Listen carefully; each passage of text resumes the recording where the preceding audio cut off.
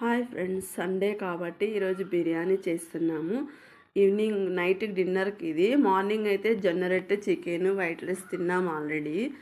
ఇది ఇప్పుడు ఈవినింగ్ కోసమని ప్రిపేర్ చేస్తున్నాము. ఆనియన్స్ కట్ చేసుకొని పక్కన పెట్టుకున్న తర్వాత దీంట్లోకి ఉప్పు, కారం, పసుపు అన్నీ వేసి అల్లం వెల్లుల్లి పేస్ట్, కొత్తిమీర అన్నీ వేసి పెరిగేసి కలిపి పెట్టేసుకొని పక్కన పెట్టుకున్నాము. ఒక హాఫ్ అన్ అవర్ పక్కన పెట్టుకున్న తర్వాత ఆనియన్స్ వేపుకొని గోల్డెన్ కలర్ వచ్చేంత వరకు ఆనియన్స్ వేపుకొని పక్కన పెట్టేసుకొని బియ్యం వెసర్లోకి బిర్యానీ ఆకులు, చెక్క, లవంగాలు అన్నీ వేసి 75% బియ్యం ఉడికిన తర్వాత ఉంచుకొని ఈ బిర్యానీ మనమైతే గిన్నెలో చేయాలనుకున్నామో ఆ గిన్నె తీసుకొని కొంచెం ఆయిల్ వేసి ఆయిల్ అంతా చుట్టూ స్ప్రెడ్ చేసిన తర్వాత దాంట్లోకి చికెన్ వేసిన తర్వాత ఒక లేయర్ అన్నం వేసిన తర్వాత ఆనియన్స్, కొత్తిమీర, పుదీనా ఇవి వేసి మళ్ళీ అన్నం వేసి ఆ అన్నం పైన మళ్ళీ ఒక లేయరు ఆనియన్స్ అవన్నీ వేసి పక్కన పెట్టేసుకొని ఫుడ్ కలర్ మనం వేసుకోవచ్చు, వేసుకోకపోవచ్చు. ఫుడ్ కలర్ అయితే బాగా అనిపిస్తుంది. ఫుడ్ కలర్ వేసుకుంటేనే మాకైతే ఇష్టం, ఫుడ్ కలర్ వేయకుంటే ఇష్టం అనిపించదు.